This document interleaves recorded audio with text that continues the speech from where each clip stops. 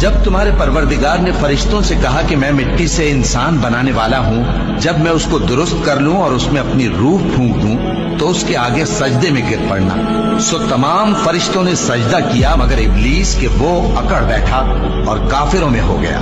اللہ نے فرمایا کہ اے ابلیس، جس شخص کو میں نے اپنے ہاتھوں سے بنایا اس کے آگے سجدہ کرنے سے تجھے کس چیز نے منع کیا؟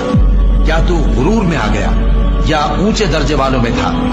بولا کہ میں اس سے بہتر ہوں کہ تو نے مجھ کو آگ سے پیدا کیا اور اسے مٹی سے بنایا۔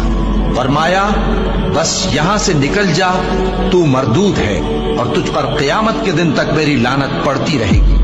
کہنے لگا کہ میرے پروردگار، اچھا تو مجھے اس روز تک کہ لوگ اٹھائے جائیں مہلت دے۔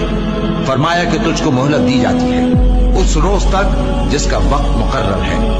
کہنے لگا کہ مجھے تیری عزت کی قسم، میں ان سب کو بہکاتا